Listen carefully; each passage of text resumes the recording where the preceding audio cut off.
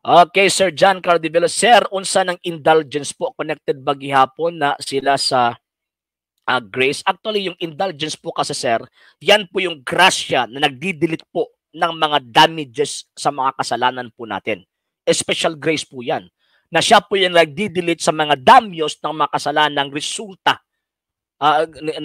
Siya po yung nagdidelete sa mga damages na resulta ng ating kasalanan. Kasi ito kasing sin po kasi, Sir Giancarlo de Velos, meron pong dalawang epekto eh.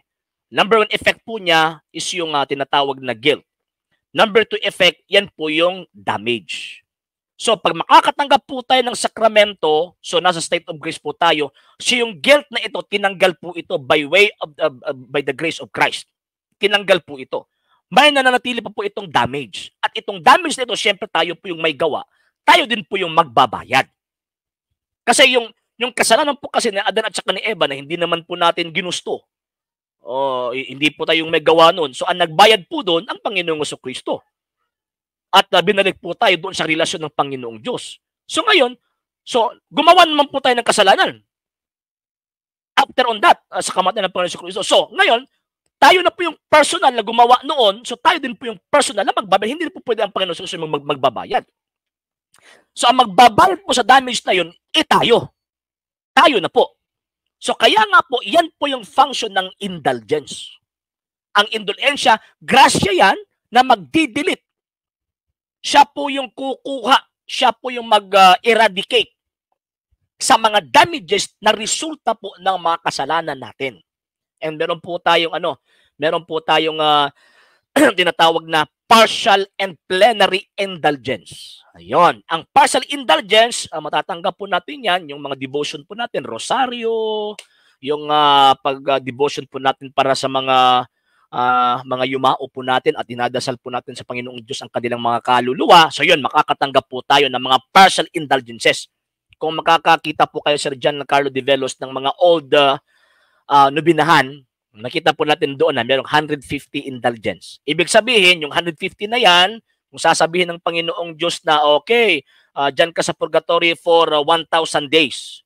So, dahil gumawa po tayo ng tinatawag na indulgence, sa pamamagitan ng awa ng Panginoong Diyos, binigyan po tayo ng special grace to delete that damages of sin.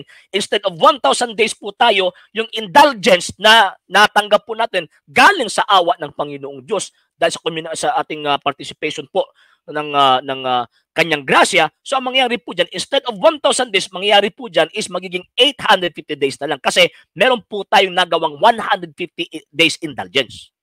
Yan po. So yan po yung partial indulgence. Pangalawa, meron pong plenary indulgence. Indulgensya plenaria. Ibig sabihin, lahat ng damages matatanggal yan pag makakatanggap po tayo ng indulgensya plenaria. For example, ngayon, merong tinatawag na Diamond Jubilee Celebration ang San Pedro Cathedral. So, yung local ordinary, si Archbishop Romulo Valles, nag-request po, na humingi po ng yung request pa doon sa Roma na i-allow po siya ng Santo Padre na magbigay ng indulgensya plenaria ang sino man makaka-pilgrimage doon sa cathedral. Then pagkatapos, ayun, masunod po yung proseso. Dapat merong confession, dapat naka-attend ka ng misa. Then pagkatapos, ayun, wala kang ginawang kasalanan at that time na bumisita ka, so makakatanggap ka po tayo ng indulgensya plenaria. So ayun, nag-allow po yung Santo Padre. Kasi yan po yung kapangyarihan ng Santo Papa eh. Yan po yung included po yan doon sa St. Matthew chapter 16 verse 19. Whatsoever shall bind on earth shall be bound in heaven. Whatsoever you loose on earth will be loose in heaven. Yan po. So, indulgensya plenaria. Pag masunod po natin yun, yung mga proseso at ginawa natin, ayun, matatanggal po ang lahat ng mga damages sa mga kasalanan po natin ginawa. Kahit na nabubuhay pa po tayo. Ayan po. Pero, kapag itong mga damages na ito, hindi po natin nabayaran nang nabubuhay pa po tayo by way of spiritual and corporal works of mercy, babayaran po natin yan doon sa purgatorio. Kaya nga po, meron po, ang purgatorio po kasi, ang definition po niya is a place of temporal punishment. So yun, susunugin po yung mga damyos ng kasalanan natin doon. Yung kaluluwa po rin susunugin, pero temporary.